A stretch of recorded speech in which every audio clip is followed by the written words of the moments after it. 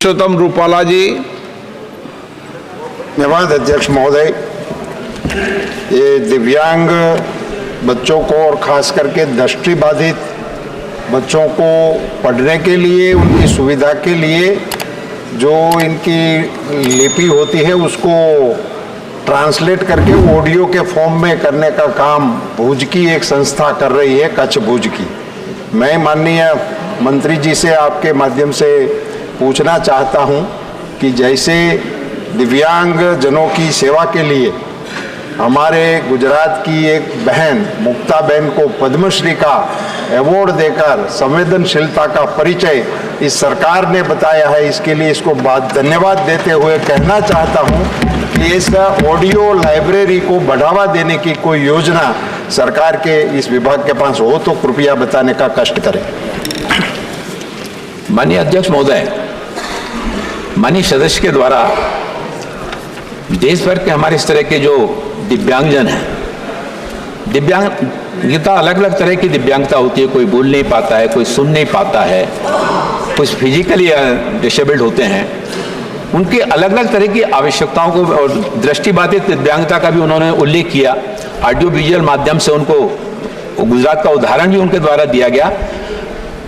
सामाजिक न्याय अधिकारिता मंत्रालय का जो दिव्यांगजन सशक्तिकरण विभाग है, हमारे 9 संस्थान पूरे देश में काम कर रहे हैं। उसमें जो हमारा राष्ट्रीय दिव्यांगजन दृष्टिबाधित राष्ट्रीय संस्थान है देहरादून में, यह संस्थान इस दिशा में विशेष रूप से काम भी कर रहा है, अनुसंधान भी कर रहा है और बेड प्रेस की स्थापना भी देश भर में की गई है। 25 बेड प्रेस देश में काम कर रहे हैं।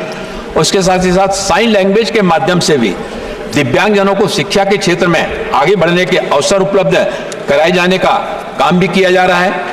मैं आपके माध्यम से सदन को बताना चाहता हूं कि देहरादून का जो हमारा नेशनल इंस्टीट्यूट है, इस नेशनल इंस्टीट्यूट में पहली बार वहां पर साइंस की और मैथ्स की क्लास 11वीं कक्षा के विद्यार्थियों से वहां पर प्रारंभ की जा रही है, जिसमें कि ब्रेल लिपि के माध्यम से जार में और परख नली में उभरे हुए अक्षरों को वहां पर लगाया गया है। आज हमारे दृष्टिबाधित हमारे छात्र और छात्राएं वहां पर 11वीं की जो बैच शुरू है, अगले वर्ष वो 12वीं में किया जाएगा। और हम अपने सीआरसी के माध्यम से भी और विद्यार्थियों को इस तरह की गतिविधियों को बढ़ाने के लिए हम निरंतरता के साथ में प्रयास कर रहे हैं। और इसके साथ ही साथ दृष्टिबाधित हमारे जो छात्र हैं, दृष्टिबाधित जो बंधु हैं, उनके लिए तरह तरह के कौशल विकास का प्रशिक्षण देकर उनको आगे बढ़ाने के लिए भी प्रयास किए जा रहे हैं, जिसमें उनके लिए ITI और गैर क्षेत्र में हमारे जो निजी क्षेत्र के जो ITI हैं, उनके माध्यम से COPA, कटिंग और सिलाई,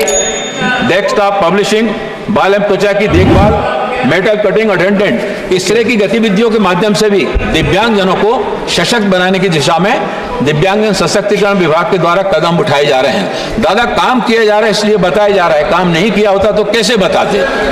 श्री